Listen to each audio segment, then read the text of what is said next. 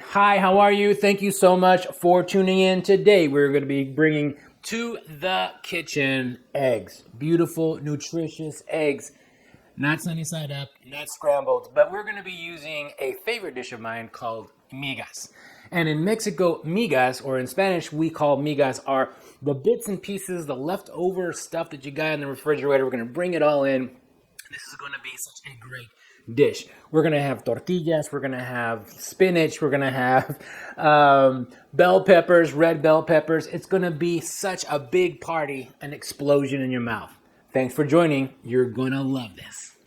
As I said, today we are making migas.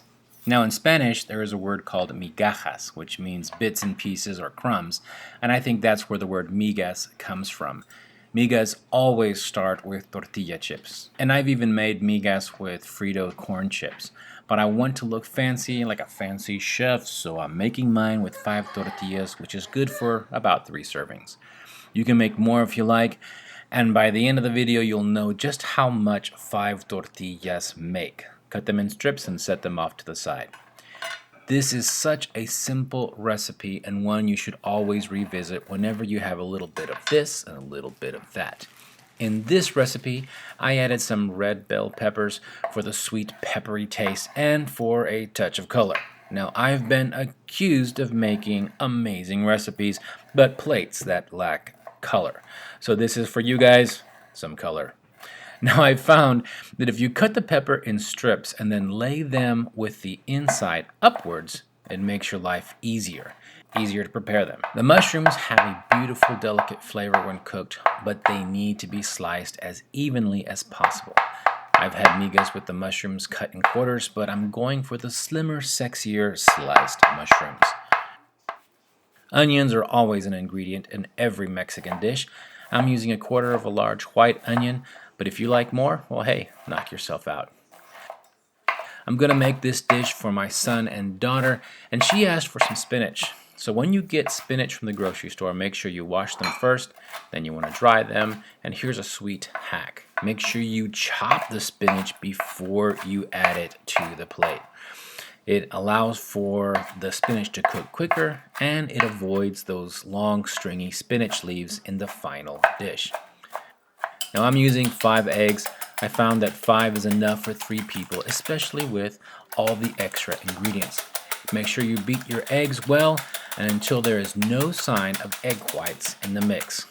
I like to add a splash of water to the eggs because that makes the eggs fluffier in the end. See, the water, when it's cooked, gives off a little bit of steam and that puffs up that egg. It just adds an additional texture to the dish. Now with your mise en place complete, which is French for putting in place or everything in its place, it's time to fry these tortilla chips.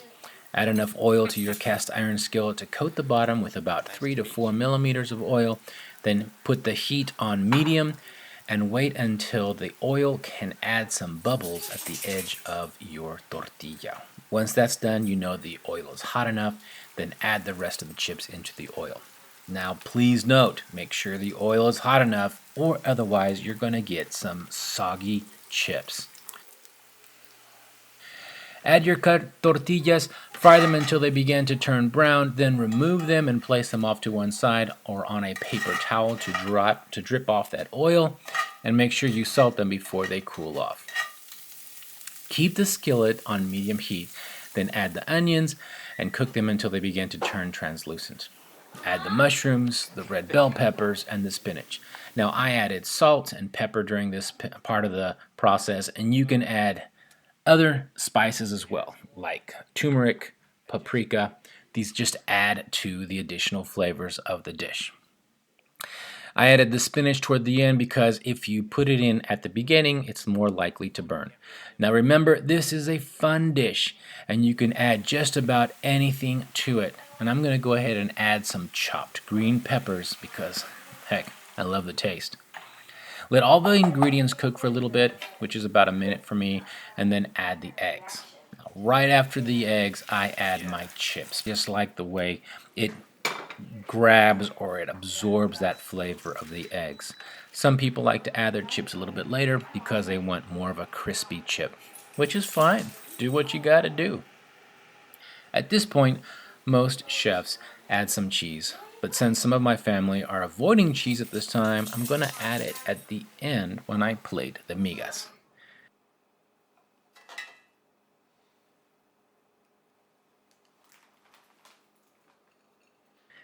And there you have it, guys. Migas.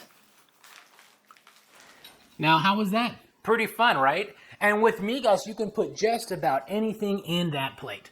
You just have to watch the egg part at the end. The eggs are what brings everything together. And as long as you don't have that fire super high, you are going to make an amazing dish. And as always, let's do the big bite. All right, here we go.